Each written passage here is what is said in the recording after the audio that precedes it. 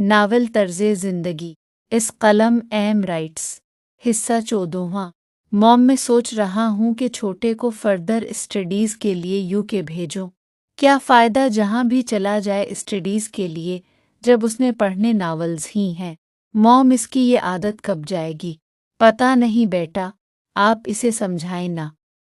मैं इसे कुछ कहूँ उल्टा वो कहता है कि मॉम मेरी अमिजरी दुनिया है, इसे मैं नहीं छोड़ सकता।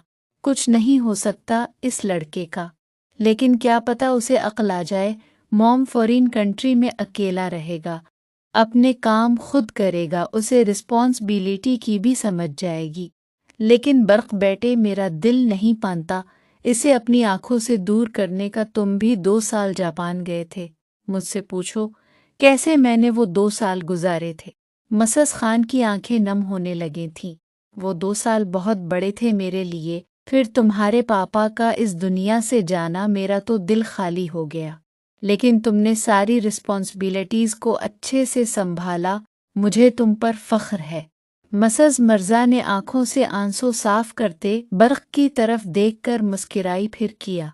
आप और छोटे मेरी दुनिया हो, में अपनी दुनिया को हमेशा आबाद रखूंगा। बर्क अपनी माँ को गले लगाकर कहने लगा, वाह भई वाह, सिर्फ बड़े बेटे को प्यार किया जा रहा है। मैं तो किसी गिनती में ही नहीं। इनिस ने आते ही उन्हें कहा, तुम भी आ जाओ। बर्क ने उसे कहा तो इन्स ने भी अपनी माँ और भाई को गले लगाया। खैरियत है, इतनी रात को तैयार होकर कहाँ जा रहे हो? मैं दोस्त के साथ घूमने। कौन से दोस्त के साथ? मुर्तज़ा के साथ। अच्छा, बहुत देर तक बाहर नहीं रहना, जल्दी आ जाना। ओके भाई, और आपकी लैम्बोर्गिनी के जाऊं? हाँ, लेकिन दीहा से ड्राइविंग करना कोई शरारत नहीं। ओके भाई, थैंकिस। ओके मॉम, मैं जा रहा हूँ।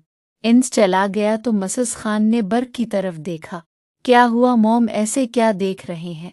इसे बगाड़ भी रहे हो और सुधारने के लिए खुद ही यूके भी भेजना चाहते हो।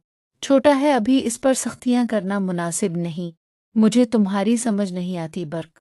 हाँ, अब इतना भी पेचीदा नहीं मुझे समझना मॉम। बर्क उन्हें कहता अपने कमरे में चला गया।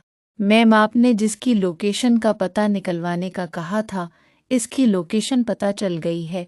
मैंने वो लोकेशन आपको भेजी है। वो अपने कमरे में बैठी ऑफिस का काम कर रही थी कि इसे शाज़ीन का मैसेज रिसीव हुआ।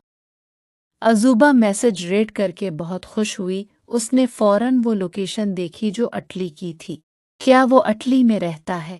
लेकिन वो अटली कब गया? क्योंकि इसका पासपोर्ट और वीज़ा तो बाबा के पास है। फिर वो कैसे गया? अजूबा का दिल ज़ोरों से धड़कने लगा। क्या वो लीगल तरीके से गया है? लेकिन वो मुसीबत में भी हो सकता है। किसी ने इसके साथ बरा तो नहीं किया? इसे ऐसे ख्याल आ रहे थे। वो बहुत परेशान हो गई थी। अब इसे फौरन इसे ढूंढना था। चारों तरफ अंधेरा ही अंधेरा था। कोई छपके से रात के साये में घर से निकलकर गाड़ी की पैसेंजर सीट पर बैठा तो गाड़ी चलने लगी। तुमने इतनी देर क्यों कर दी? वो आज गज़ल आपी को लेने एयरपोर्ट गए थे ना, फिर उनसे खूब ढेर सारी बातें की। इसमें टाइम का पता ही नहीं चला। लेकिन मैंने तुम्हें टाइम दे दिया था शायरी। हाँ लाइबा जानू, इस बार गलती माफ़ कर दो।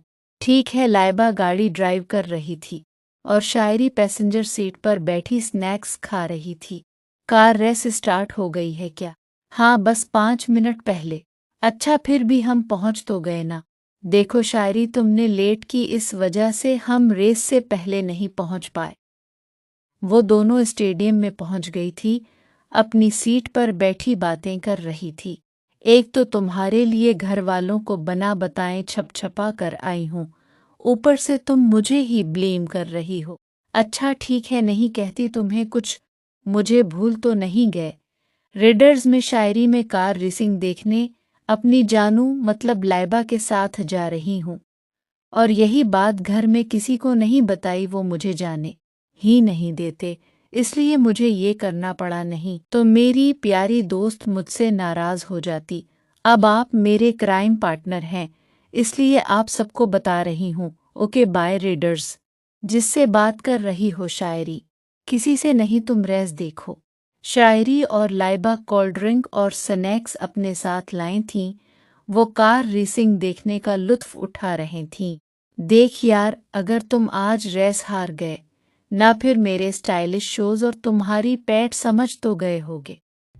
انس اور مرتضیٰ دونوں ریسنگ کے لیے آئے تھے۔ ایک ریس سٹارٹ ہو گئی تھی۔ اس کے بعد والی ریس میں مرتضیٰ نے پارٹیسپیٹ کیا تھا۔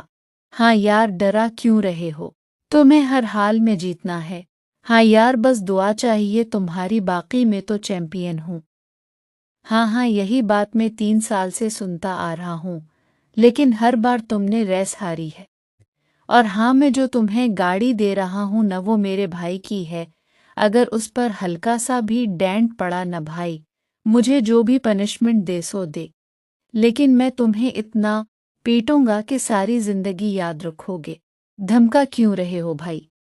اب تم جو بھی سمجھو، لیکن جیت کے ہی آنا، اوکے یار؟ مرتضیٰ انس کو گلے لگاتا گاڑی میں بیٹھا تھا۔ اب دوسری ریس سٹارٹ ہونے والی تھی۔ انس بس یہی دعائیں کر رہا تھا کہ برق کی گاڑی کو کچھ نہ ہو۔ جاری ہے۔ امید کرتی ہوں ناول کی 14ویں قسط آپ سب کو پسند آئی ہوگی۔